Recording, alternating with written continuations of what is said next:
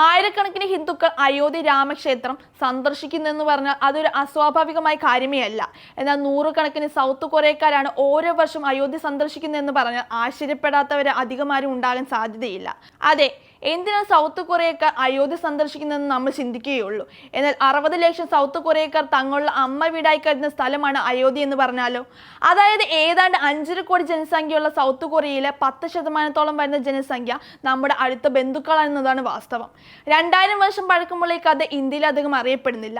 എന്നാൽ അവരുടെ റാണി സൂര്യരജ്ഞയുടെ പിൻഗാമികളെന്ന് സ്വയം കരുതുന്ന ദക്ഷിണ കൊറിയയിലെ 60 ലക്ഷത്തോളം ആളുകൾ അയോധ്യയുമായി അവരുടെ മാതൃഭവനമായിട്ടാണ് കണക്കാക്കുന്നത്. അയോധ്യയുടെ റാണി സൂര്യരജ്ഞ അഥവാ കൊറിയക്കാരുടെ ഹിയോങ് ഹോങ് ഓക്ക് എന്നറിയപ്പെടുന്ന ഈ റാണിക്ക് ദക്ഷിണ കൊറിയക്കാരുമായി ഒരു ബന്ധമുണ്ട്.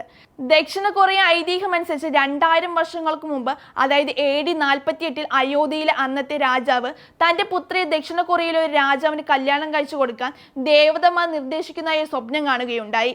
അത് പ്രകാരം രാജാവ് തന്റെ 16 വയസ്സുള്ള പുത്രിയെ ഒരു തോണിയിൽ പരിവാരങ്ങളും പടയാളികളോടും ഒപ്പം ദക്ഷിണ കൊറിയയിലേക്ക് പുറപ്പെട്ടു.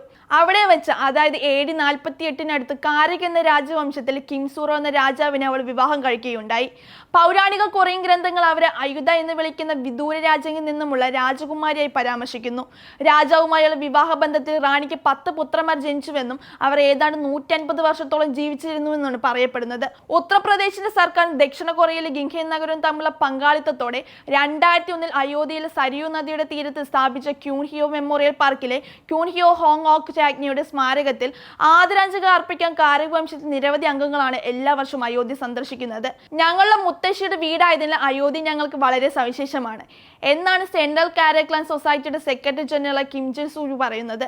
ക്യൂൻഹിയോ മെമ്മോറിയൽ പാർക്കിൽ നിന്ന് ഏതാനും കിലോമീറ്റർ മാത്രം അകലെയുള്ള രാമക്ഷേത്രത്തിലെ ജനുവരി 22 നടന്ന പ്രാണപ്രതിഷ്ഠ ചടങ്ങ് പങ്കെടുത്തവരിൽ അദ്ദേഹം ഉൾപ്പെട്ടിരുന്നു. പുരാതന കൊറിയൻ ചരിത്ര ഗ്രന്ഥമായ സാംഗു യൂസ് പ്രകാരം ഗിംഖേഹിയോ കുടുംബങ്ങളുടെ പൂർവിക മാതാവായാണ് ഹിയോ ഹോങ് ഓക്ക് രാജ്ഞി അറിയപ്പെടുന്നത്. AD 48 അയോധ്യയിൽ നിന്നാണ് രാജ്ഞി കൊറിയയിലെത്തിയതെന്നാണ് ഈ ഗ്രന്ഥത്തിൽ പറയുന്നത്. കാരക് വംശത്തിലെ ഗിംഖേഹിയോ കുടുംബങ്ങളുടെ പൂർവിക മാതാവായി ഹിയോ ഹോങ് ഓക്ക് രാജ്ഞി അഥവാ രാജകുമാരി സൂര്യരജ്ഞ ഇപ്പോഴും ബഹുമാനിക്കപ്പെടുന്നു.